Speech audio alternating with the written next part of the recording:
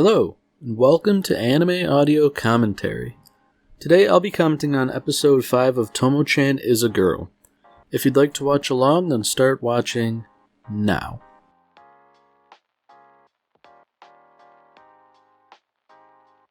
Now, one has to marvel at the bizarre mental processes of Carol, where she can just sort of casually bring something up and basically just manifest it into reality.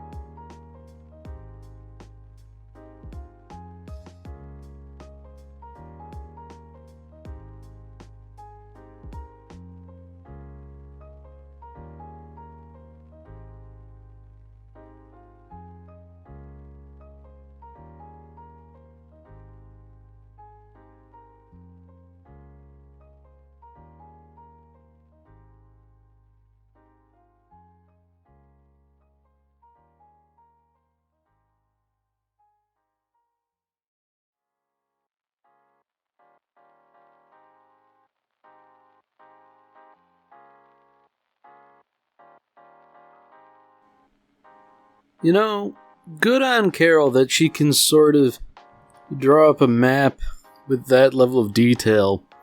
You know, it's not like it's actually helpful in any practical sense, but, you know, I guess considering that, you know, they're sort of working with a couple landmarks here, there's only so much relevant information you really need. You know, I guess it could be reasonably expected that this woman here, who shares a bunch of Carol's mannerisms, is, related. It is interesting that, I don't know, she speaks in this sort of weird, stilted way, you know. I mean, obviously, I can't necessarily judge the quality of Japanese voice acting, but I think, like, I don't know, there's like a little bit of an accent that imparts the impression of, you know, not having a whole lot going on upstairs. Now, I guess the real question here is, who is this person and who is she in relation to Carol? You know, I think one could reasonably assume that she might be like a mom or an older sister or something, but to think that, you know, sort of like the adult in the house here is this sort of dim-witted, you know, like, that doesn't bode well. And as it turns out, you know, it is Carol's mom. And just, like, you know, you have to wonder who takes care of all the affairs around here if both mother and daughter are just kind of, you know, not really there and there's no father to speak of. You know, I'm sure there is somewhere, he's just not relevant to any of the plot. And, you know, that is kind of a rather petty thing. You know, Carol notices that, hey, our braids match, and Miss Uzi just sort of undoes her braids. Like, you know, there's something really spiteful about that just sort of rubs me the wrong way.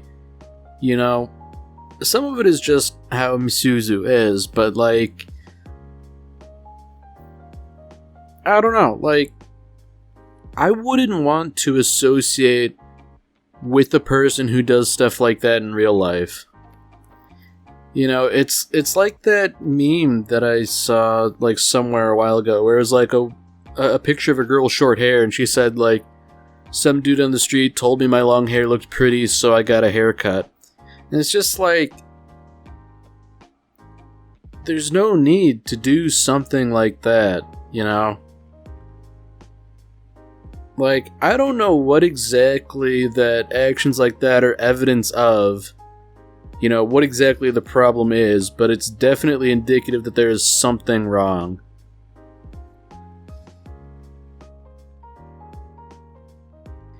Now, speaking of something wrong, you know, it seems as though Carol's mom just... Oh, that's interesting. She actually picked up on Misuzu being kind of flippant and rude. And I guess she doesn't really have the tact to say something, you know, more interesting than, like, you know, hey, are you a bad person? Now, I feel like Misuzu's just sort of taking advantage of the situation to just try and be a jerk, but for whatever reason, you know, it's not quite working. You know, this is something I was thinking earlier, but I'm wondering if perhaps maybe, you know, this stupidity is sort of an act, you know. I mean, if nothing else, Carol seems to be good at this board game. I'm not exactly familiar with what game it is, you know, it's not chess, and it doesn't appear to be Go or Shogi. You know, they refer to it as Othello, which, you know, in the normal course of events, I would assume that's a play, but...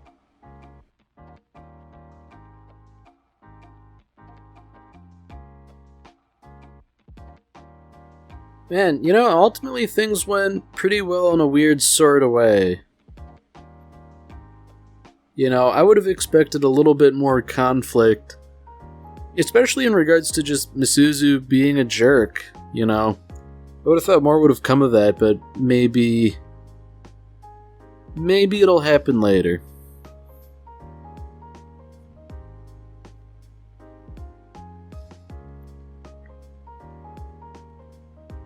Oh, here we have it, you know, the inevitable midterm plot development. They've got midterms, Tomo completely forgot they're tomorrow, and she didn't study at all, so naturally, she's gonna have to pull like an all-nighter or something studying. And, you know, the situation's delicate, because on the one hand, this could be used as an opportunity to get closer to Jun, you know, especially if they both study together and Misuzu surreptitiously and strategically, you know, bows out to give them alone time. But, you know, that doesn't really solve the greater issue of not being prepared for midterm exams.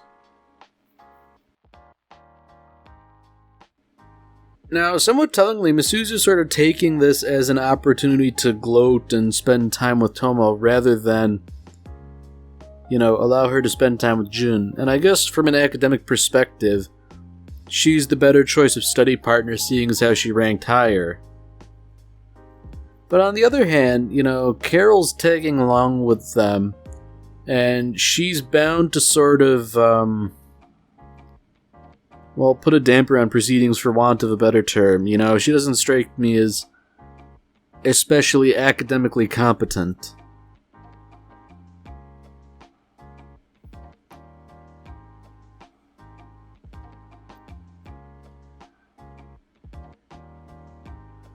Oh dear, seems like we're receiving some deep lore here. You know, it seems like Tomo has a history of being rather rambunctious at Misuzu's house. And, you know, even to this day, she may not necessarily be welcome. It is interesting that, you know, Misuzu's mom sort of mistook the shoes for those of a potential boyfriend. And, you know, obviously that's not the case, but it's interesting that this mistake keeps being made over and over again.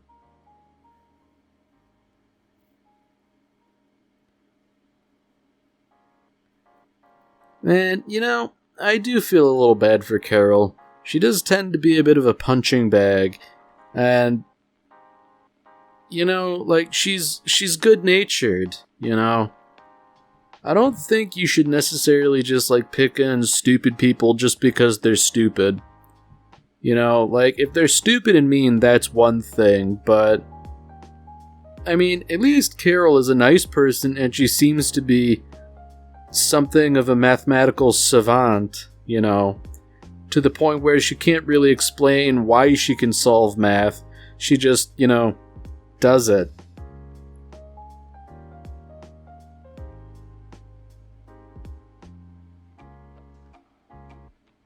Oh boy, so here's Misuzu saying the classic thing of, you need to show your work, the process in math is important.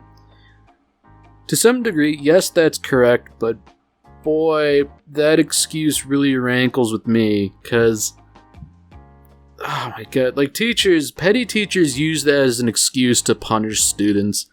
I really, really detest that.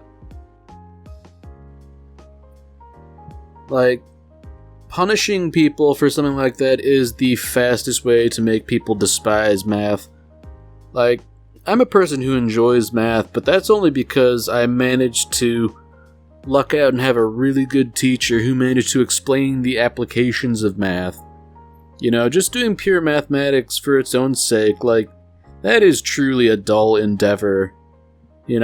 It's only when you realize that you can use math to do a whole bunch of cool things that it becomes, rather than this boring thing that is inflicted upon you, it becomes instead, a powerful multi-purpose tool.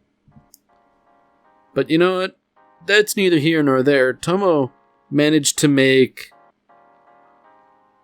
70th place, which, out of a class of who knows how many people, that's probably not a bad thing, especially considering that she seems excited about it. I mean, speaking from my own personal experience, my class in high school was just shy of 300 people. Yeah, everybody's sleeping on Carol right now. You gotta stop it. She ranked number 1. Man, someday there will be a reckoning in favor of Carol, and she deserves it.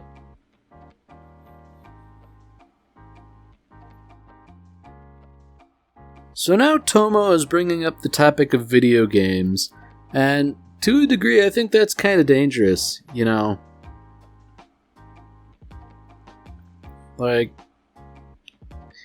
can only imagine, a little competitive video gaming between Tomo and Jun would end in a little bit of violence, I have no evidence to back this up, it's just a feeling. I mean, at the outset, they both seem interested on gaming together, but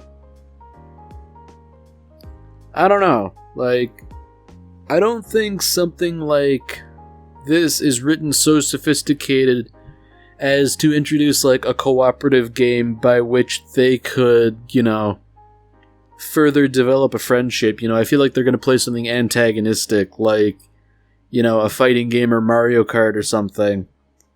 And, if it's only the two of them, surely it won't go too well. Now, if that weren't bad enough, Tomo seems to have latched onto the idea that by agreeing to this whole business, she's essentially going to be spending the night over at Jun's house, and that's something. She's immediately getting cold feet, but Misuzu and Carol have formed a united front to say, yeah, no, you're going through with this. And, you know what? Good on them, What kind of a friend are you if you can't, well, one, help your friends and make sure they stick to doing the things they promise to do?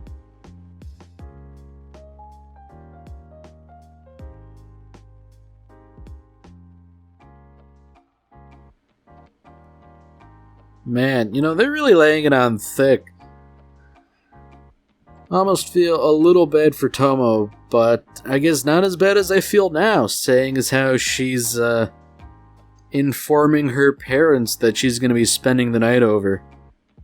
You know, like, naturally her parents are going to start latching on to weird ideas, like, you know, what could our grandchildren possibly be named, you know? Obviously that's being a bit presumptuous, but... yeah, you know, on the one hand, Tomo's mom was presumptuous, Tomo's dad's just sort of like, yeah, whatever. I mean, that seems kind of underwhelming if you ask me.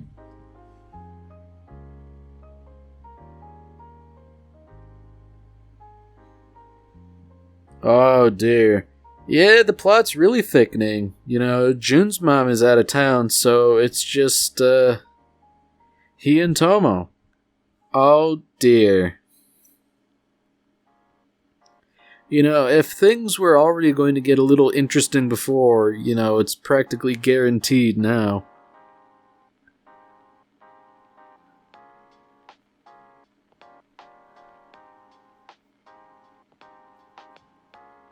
Oh boy, yeah, things are getting real interesting.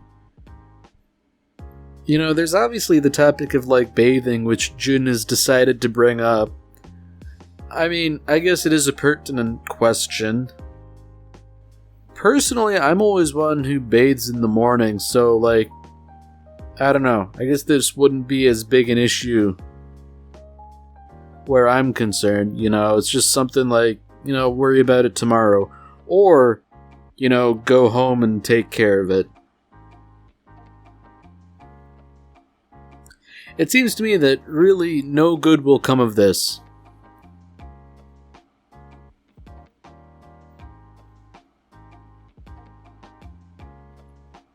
Yeah, you know, like, even if Jin doesn't plan on doing anything, the fact that there's only, like, a door between them, you know, that's bound to cause issues.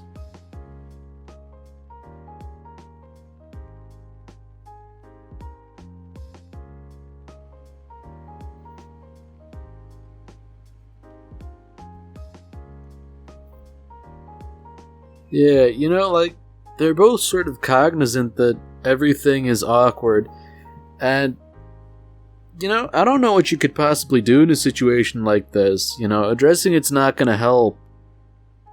I really think at this point you'd really just have to, just strictly ignore it and get down to business, you know?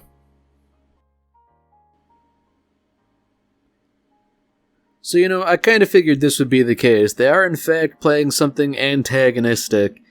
In this case, you know, a game like FIFA.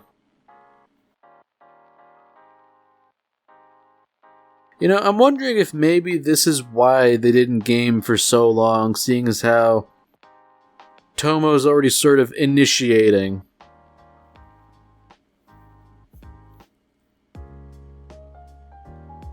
Although, on the other hand, you know, Jun seems to be applying strategy to the game, whereas Tomo's just, you know, playing like an amateur. Of course, at this point, they've sort of discovered that there's something far more interesting than video games here. And I don't know. They both seem to have come to the decision to just kind of ignore it.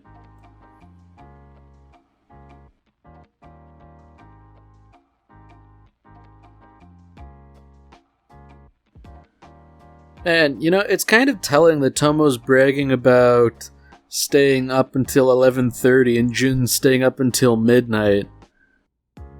You know, granted, like, I'm not a person who stays up late, you know, I just can't do it, but that they're bragging about something like this when I've known people who regularly stay up until the wee hours of the morning, you know. This is like, you know, a day that ends in Y for some of those people.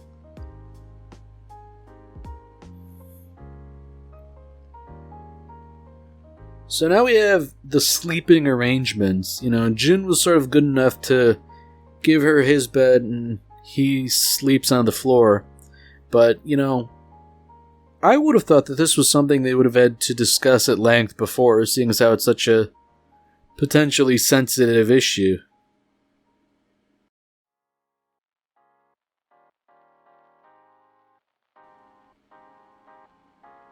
Oh boy, here we go again, people are talking in their sleep. Surely there will be no admissions or confessions or any untoward actions going on now. Oh dear. Yeah, so Tomo's going for it, Like, she's examining him while he sleeps. Surely he's not going to wake up while they're in a compromising position.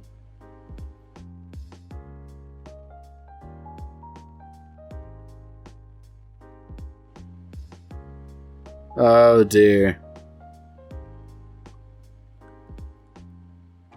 Now, it's not clear if he's sort of like doing this in his sleep or what, but it's certainly rather compromising.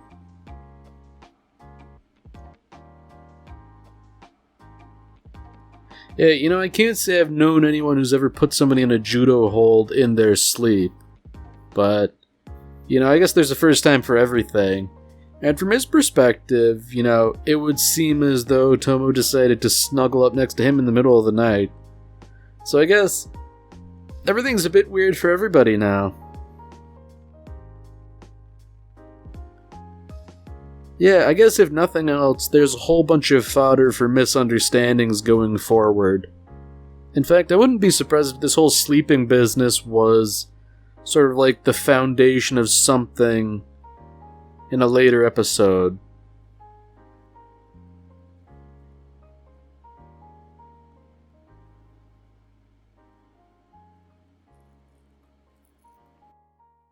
Yeah, already Tomo's sort of disturbed about having woken up on the futon. Jun just seems to want to ignore the whole thing. And you know what? Fair enough. I think that's probably the best approach rather than address it. I don't think any good will come out of it unless something really serious happens.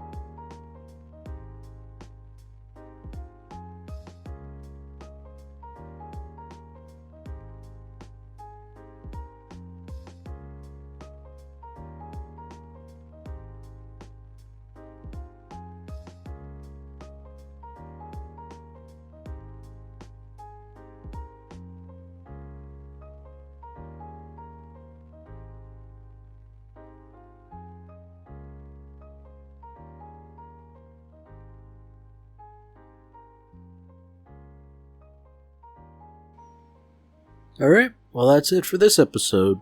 If you've enjoyed it, then by all means, tune in for the next one. See you, Space Cowboy.